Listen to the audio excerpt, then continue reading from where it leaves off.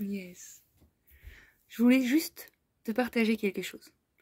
Il y a quelque chose de magnifiquement merveilleux à s'apercevoir que la vie ne te laissera jamais tomber. La vie toujours t'offrira des opportunités pour te faire vivre quelque chose de juste, quelque chose en résonance avec ta vibration à toi, quelque chose qui est porteur pour toi de complétude, de joie, de paisibilité, et que qu'importe ce que tu fasses ou ce que tu décides, jamais la vie ne te laissera tomber. Je te partage un petit témoignage pour que tu puisses te saisir à quel point la vie te soutiendra toujours, indépendamment des choix, de tes indécisions, de tes doutes, toujours, elle te rappellera à toi. J'ai une amie qui a un mariage à la fin de la semaine. Elle habite dans la Creuse, il me semble, et le mariage est dans le Maine-et-Loire. Fait qu'en fait, les informations qu'elle a, c'est que son compagnon travaillant vendredi soir, s'il partait, c'est samedi matin. Le mariage a lieu samedi soir. Et le retour se ferait dimanche parce qu'elle voudrait être présente chez elle pour voter. Ça fait beaucoup de route, ça fait 4 heures de route l'aller, 4 heures de route le retour. Alors, en début de semaine, elle s'aperçoit que elle n'a pas trop l'élan d'y aller. Et qu'en même temps, il y a à ce mariage sa tante qui va rentrer de Suède. Donc ça pourrait être l'opportunité pour elle de la voir et qu'elle est très proche de sa tante et que ce serait très chouette. Et sa grand-mère aussi. Et pour autant, même s'il y a cette envie-là, il y a aussi le fait de « Oh, j'ai trop la flemme de faire la route ». Donc, ma grosse, mon amie d'enfance, va offrir son son de cloche dans sa cellule familiale, à sa mère et sa sœur en l'occurrence. Et sa mère et sa sœur vont pas être en capacité d'entendre son nom, vont un peu tordre parce qu'ils veulent vraiment la voir. Du coup, vont lui dire « Mais non, mais tu fais une procuration, puis tu restes dimanche jusqu'à plus tard, et puis tu repars... » Et du coup, là, pour ma grosse, il y a une distorsion qui se crée parce qu'elle n'est pas respectée ni entendue et ça vient l'agiter dans son dedans. C'est merveilleux, hein, l'agitation est dans son dedans. Et l'expérience que sa sœur et sa mère lui proposent, c'est de se saisir qu'il y a quelque chose à l'intérieur qui s'agite. Bref, elle ne sait pas trop comment faire avec ça, elle ressent beaucoup d'agacement, beaucoup d'injustice, beaucoup de « Putain, mais ça me saoule, c'est toujours pareil, il faut toujours que je me justifie, toujours que blablabla. » Elle en a marre. Ça, c'était début de semaine. On est quel jour là? Jeudi? On est jeudi. Ok. Du coup, elle m'écrit un message hier. Elle va me dire... Elle me dit... Je pense que tu vas trouver ça drôle, mais je me suis fait une angine. Donc je crois que je vais pas y aller à ce mariage. Et moi, je trouve ça merveilleux. Une angine. Quel est l'endroit dans son corps qui est inflammé? La gorge. L'expression de soi. L'affirmation du soi qui est révélée comme étant déséquilibrée. Une inflammation, c'est un excès de feu. Donc il y a un déséquilibre sur son terrain intérieur. Donc déséquilibre en interne qui vient se matérialiser dans son corps pour lui permettre de saisir qu'il y a un déséquilibre. Donc très drôle. Elle me dit j'ai plus de voix, je peux pas parler. Je dis vas-y, moi je te témoignerai bien de quelque chose, mais du coup si tu peux pas parler, je peux pas t'appeler. Elle me dit si t'as qu'à m'appeler, c'est pas grave, je t'écoute. Et du coup, moi je lui fais, on s'appelle en visio. Et je lui témoigne de quelque chose que j'avais lu ou vu comme témoignage, je ne sais pas, d'une femme qui va à son travail, qui se rend à son travail, qui est très en joie d'aller à son travail, qui est très en joie dans sa vie, qui a tout ce qui contribue pour son équilibre. Elle a un compagnon, elle a des enfants, une vie de famille, une maison dans laquelle elle se sent bien et un travail qui lui plaît. Et du coup, elle va aller à son travail en joie. Et puis elle va s'apercevoir que les collègues qu'elle rencontre dans la cellule professionnelle ne sont pas en joie, ne vont pas bien. Les jours passent, elle est toujours en joie, et puis au bout d'un moment, elle se sent plus très à l'aise d'être en joie quand tout le monde autour ne va pas très bien. Elle va se mettre à culpabiliser d'aller bien. Comme si son bien-être n'était pas légitime. Elle va faire passer l'autre avant elle, elle va se rendre pas bien. Elle va pas être à l'aise avec le mal-être des autres, et elle va du coup remettre en question son bien-être. C'est inconscient tout ça. Elle va tomber malade. Comme ça, en tombant malade, elle peut elle aussi, quand elle arrive, rentrer dans la vibration collective de ça ne va pas. Et puis ne pas se sentir exclue parce que ça va et qu'elle peut être pointée du doigt. Non, elle fait partie du collectif. Du coup, elle va mieux. Elle va mieux dans sa tête, elle va pas du tout mieux dans son corps ni son cœur, mais c'est un espace mental qui se raconte et qui a repris le contrôle. Donc je témoigne de ça, ma grosse, et je dis comme quoi c'est ouf l'intelligence du corps qui va révéler dans la matière le dysfonctionnement en interne. C'est-à-dire que cette femme qui allait très bien jusqu'au moment où elle a douté du droit d'aller bien parce qu'on lui proposait à l'extérieur plein de gens qui n'allaient pas bien. Et à partir du moment où elle a remis en question sa légitimité à aller bien, elle a matérialisé une expérience qui finalement remet en question sa légitimité d'aller bien. Du coup, elle va tomber malade. C'est ouf, c'est ouf. Et là, je disais à ma grosse, et c'est ouf là quand même ce que la vie te propose, ce que ton corps te révèle dans la matière, ce que tu matérialises inconsciemment, hein, à toi, pour révéler la distorsion dans ta gorge. Parce qu'en soi, que ta mère et ta sœur, qu'elles veulent que tu sois là, c'est magnifique. Qu'elles ne soient pas en joie que tu ne viennes pas, c'est magnifique. C'est pas ton problème. Moi, je lui dis clairement, c'est pas ton problème, en fait. Voilà. Ben oui, mais bon, je dois me justifier. Mais tu n'as pas à te justifier, en fait. Un non, c'est un non. Un oui, c'est un oui. T'as pas besoin d'expliquer pourquoi tu dis oui ou pourquoi tu dis non. T'as besoin d'être raccord avec ta vérité à toi. Et quand tu rentres dans l'explication, dans le justificatif, tu vois bien que tu tords cet élan de vie qui veut juste goûter dans cette complétude où tu poses un non puis c'est tout. Donc cette brèche dans ton dedans de devoir t'expliquer, te justifier, parce que peut-être que tu penses que ta vie n'est pas, ton avis n'est pas suffisant, bah ça c'est une croyance limitante qui met à mal ton vivant. Donc ton corps, dans son intelligence de vie, te révèle cette information de distorsion en interne. Ton corps, ta matière, n'est que le reflet de ton intérieur. Inflammation de la gorge, bah dis donc, mais quel cadeau! Et donc, je lui parle de tout ça, elle me dit, oui, mais moi, du coup, je sais pas quoi faire, j'y vais ou j'y vais pas à ce mariage. J'ai dit, écoute, on va faire un exercice. Tu veux faire un exercice? Il dit, ouais, carrément. Donc, je lui dis, installe-toi confortablement. Valtez vos traces de caracasse dans son lit, ça va, c'est confortable. Donc j'invite à fermer les yeux pour vraiment rester avec ce qui est là dans son dedans. Et donc, je l'invite à prendre plusieurs respirations lentes et profondes, de changer le rythme, de passer sur 4 ou 5 secondes à l'inspire par le nez, 4 ou 5 secondes à l'expire par la bouche. Cette respiration a des capacités physiologiques, physiques, d'activer certaines choses dans ton dedans qui permettent à ton corps de dépressuriser. Cohérence cardiaque. Et puis je la ramène dans son corps, dans ses pieds, dans ses jambes,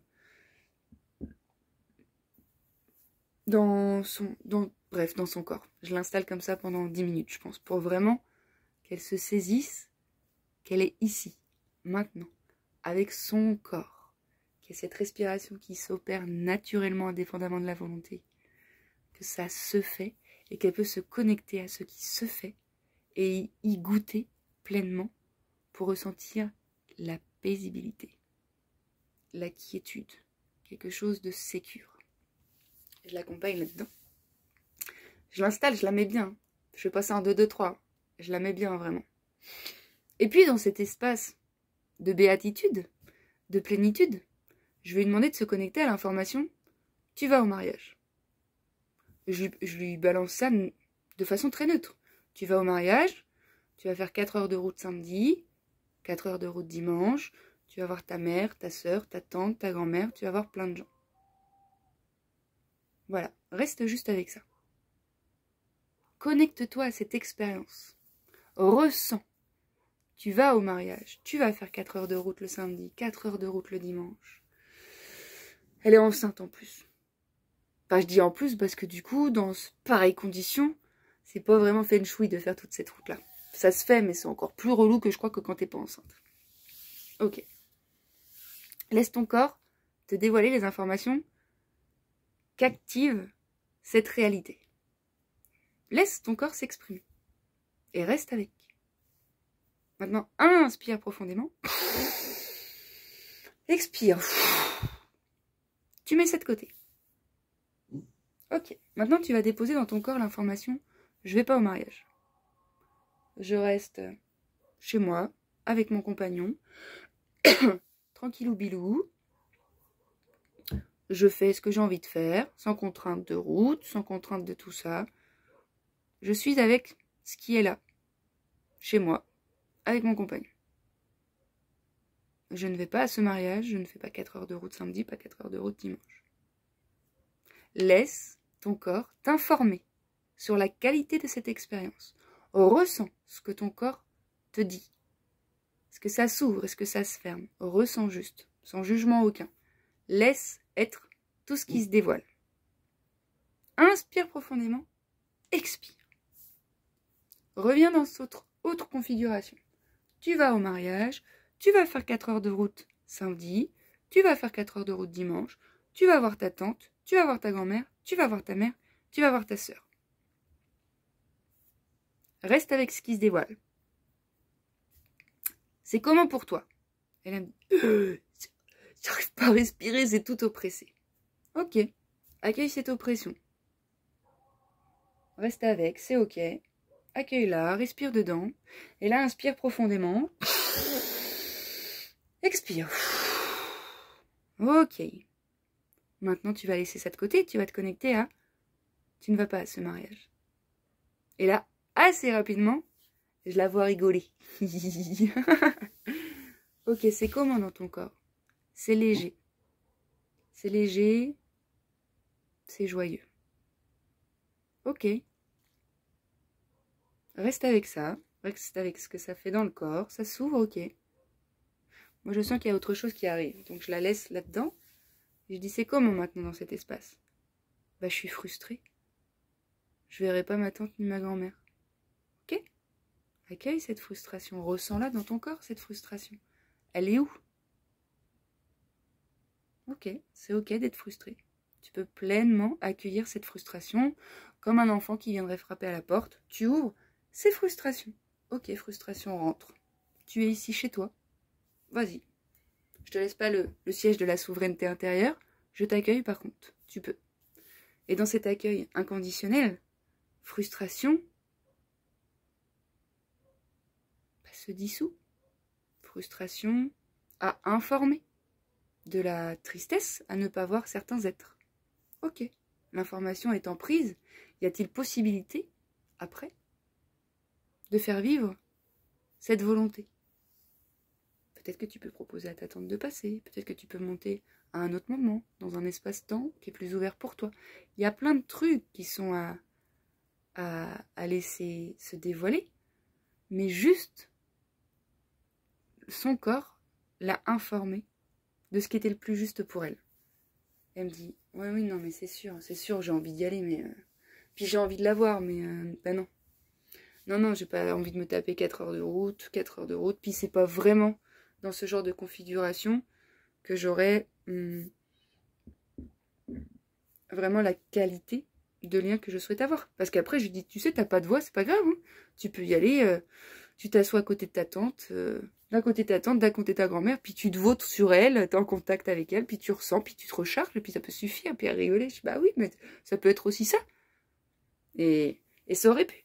N'en demeure pas moins que le corps a informé qu'au vu de tout ce qu'il y aurait à dépenser comme énergie pour faire vivre l'expérience je vais au mariage, c'est trop énergivore et pas juste pour l'élan de vie qui veut se goûter d'une façon optimale. C'est trop cher payé. Mais alors attention, c'est pas parce qu'effectivement le choix juste pour elle s'est matérialisé de cette façon-là que il y a tout qui est au juste. Il y a tout qui est ok. Cette tristesse, elle est ok. C'est pas un problème d'être triste de pas y aller. Le problème, c'est de penser que le choix juste n'apporterait que de la joie, de la boum boum boum boum boum boum boum. Mais non, le choix qui résonne, c'est même pas quelque chose que tu choisis, hein, c'est une vérité du centre, du cœur, du corps. C'est pas ta tête, c'est ton corps, c'est un autre espace, c'est vibratoire. C'est dans ta cage thoracique que ça s'ouvre ou que ça se ferme. C'est ça ta boussole. Et du coup, on est toujours dans le faire, on consulte jamais cette boussole. Mais du coup, à partir de quel espace on agit? Moi, j'ai pas l'impression que c'est à partir de cet espace-là, là. Et voilà, je voulais dire que le choix le plus juste pour ta vie, pour ta qualité d'être, ne veut pas forcément dire quelque chose de confortable pour toutes les parties de toi. Et il y a quelque chose, une croyance limitante là, où j'observe que le choix le plus juste ne devrait pas faire ressentir la tristesse. Et si il y a de la tristesse, c'est que c'était pas si juste que ça. Mais il y a plein de choix justes qu'on fait qui sont tristes, hein, qui nous rendent tristes. Hein. Il y a des gens qui se séparent, même si c'est la justesse, ben ça rend triste. Il y a des gens qui déménagent, qui sont amenés à aller rayonner autre part. Bah même si c'est juste, ça peut être triste de quitter un environnement, de quitter des gens, de quitter un travail. Oui, mais bien évidemment que ça peut. C'est pas nier. La justesse et la tristesse, c'est pas antinomique. Hein. Mais il y a quelque chose dans cette justesse qui peut soutenir tout ce qui peut se dévoiler de plus ou moins inconfortable, qu'on a qualifié d'inconfortable, parce qu'en fait, la tristesse, c'est neutre. Hein. La joie aussi. Hein. C'est juste que bah, nous, on fait focus sur des choses parce qu'on croit que c'est plus confortable. Mais c'est justement parce qu'on pense que c'est plus confortable que ça rend plus inconfortable autre chose quand ça se dévoile pas comme on souhaiterait que ça se dévoile. Mais encore une fois, tout ça, ça reste des projections mentales et une volonté de contrôler ce qui se dévoile. Mais si t'es triste, t'es triste. Si t'es en colère, t'es en colère. Si t'es frustré, t'es frustré. Si t'es joyeux, t'es joyeux. Si t'es excité, t'es excité. Mais tout ça, c'est du même acabit. C'est le vivant qui se goûte comme ça et qui se dévoile et qui se révèle et puis qui circule. Mais je sais pas, il y a comme une dictature de la joie dans notre dedans, là. Une espèce de grosse injonction de merde à être une bonne personne. Bah, j'avais déjà fait une vidéo sur ça. Pour qui, pourquoi être une bonne personne? C'est quoi être une bonne personne, quoi? Être une bonne personne, selon moi, ben, c'est s'aimer de façon inconditionnelle. Voilà, c'est ça, être une bonne personne. Ça n'a rien à voir avec l'autre. C'est être en capacité de rester avec soi et d'aimer tout ce qui se dévoile. Ah bah c'est beaucoup moins glamour que de faire plaisir à tout le monde et puis d'être aimé pour ce que tu fais. Pas ce que tu es, mais ce que tu fais. Faire plaisir ou être plaisir. Ah mais t'inquiète pas, moi je fais plaisir à tout le monde m'aime parce que je fais plaisir. Moi ça me coûte un peu, mais... Non mais man, à quelle heure t'as cru qu'il fallait faire plaisir à quelqu'un d'autre que toi? Je dis pas qu'il faut pas faire plaisir, c'est pas ça le truc. Bien sûr que faire plaisir, ça fait plaisir. Mais si faire plaisir ne te fait pas plaisir, c'est que c'est pas depuis le bon espace. Mais non, mais bien évidemment que d'offrir à l'autre la possibilité d'être en joie, c'est merveilleux. Après, si ça te coûte plus que ta liberté intérieure et que ça nuit à ton intégrité physique, psychique ou émotionnelle, revois ton comportement. Tu n'as pas besoin d'être validé par l'autre pour être aimé et être aimable. Tu as besoin de t'aimer pour être aimé. Mais d'ailleurs, si tu ne t'aimes pas, ça va être compliqué d'aimer les autres. Hein. Mais ouais, c'est pour ça que c'est très subtil. Tu vois, moi, quand je me suis rendue à cette crémaillère, bah c'était pour soutenir ma grosse et lui faire plaisir. Bon, bah, je lui ai clairement dit, ça suffira pas, ça suffira plus. Et quand elle m'a dit, bah je comprends, hein, moi je serais pas venue à ta place. J'étais là, oh bah c'est beau ça. Qu'est-ce qu'on s'impose bien des choses. Mais je suis trop contente hein, d'avoir vécu ça. Hein, parce que ça a fait émerger plein de trucs derrière. Donc, il n'y a pas eu de loupé. Hein. Non. Ça m'a permis de me rappeler à moi. Point. Il n'y a pas de jugement, il n'y a pas de plus tôt, il n'y a pas de plus tard, t'as pas compris. C'est tout. C'est tout. Et c'est trop magique de s'apercevoir que ton corps ne te lâchera jamais. Jamais. Toujours ton corps t'informera de l'état énergétique, de ta vibration interne. Toujours. Et alors, c'est bien parce qu'il t'indique ça que tu pourras te réajuster. C'est incroyable. C'est incroyable. Non, c'est pas incroyable, c'est croyable. Bien sûr que c'est croyable, t'as compris ce que je voulais dire. C'est que même si tu te tournes le dos, même si tu t'excites avec les histoires que tu te racontes, avec les conditionnements, il y a quelque chose de plus grand qui te soutient. Une vibration qui émane de ton centre qui t'informe en permanence de l'endroit depuis lequel tu œuvres. Ah bah t'inquiète pas, ma grosse, après avoir capté ça, c'était beaucoup plus paisible. Mais bien évidemment qu'il n'y avait pas de paix possible en elle quand elle offre à l'autre plus de poids qu'à son propre soi. Quand elle me dit, bah oui, mais ma mère, mais ta mère, bah je suis désolée, mais on s'en fout. Mais on s'en fout dans le sens où l'état d'âme de ta mère qui va être activé de par ta décision ne t'appartient pas, ne te revient pas et n'a pas à t'incomber. Tu n'as pas à te tordre pour que ta mère n'expérimente pas ce qu'elle a expérimenté. Tu ne peux pas savoir d'ailleurs ce que l'autre va expérimenter à ton contact. Mais assure-toi que tu t'es fidèle, que tu es intègre avec toi-même. Et alors tu vas cultiver un truc en toi qui va te soutenir indépendamment de toutes les tristesses du monde. Mais il y a des tristesses qui sont plus conséquentes, hein, j'en conviens. Hein, et puis il y a des tristesses qui se goûtent pendant plusieurs jours, c'est ok. Après, si c'est pendant très longtemps que tu fais rien d'autre, là c'est certainement un traumatisme qui se rejoue. Une partie de toi qui tire à la sonnette d'alarme à l'intérieur. Et c'est la façon dont la vie te propose de le rencontrer. Ce traumatisme, cette partie de toi qui a besoin de toi. Voilà, c'était juste une petite capsule pour dire tout est pris en charge à l'intérieur de toi. L'univers c'est toi, la vie c'est toi. Ok? Donc, bah reste avec toi. Vois comment tu te sens quand tu te branches là-dessus, quand tu te branches là-dessus.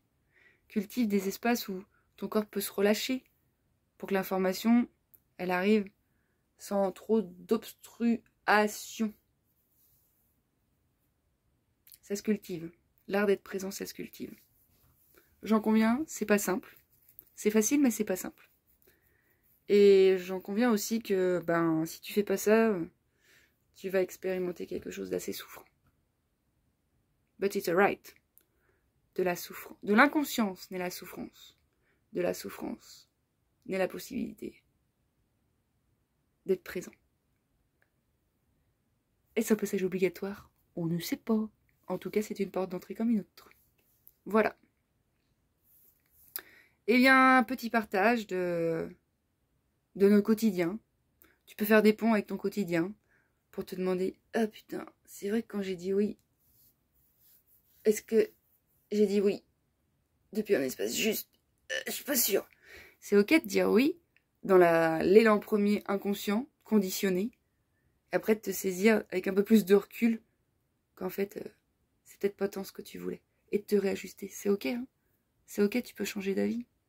C'est merveilleux d'ailleurs. C'est une grande liberté. Allez, voilà mon ami.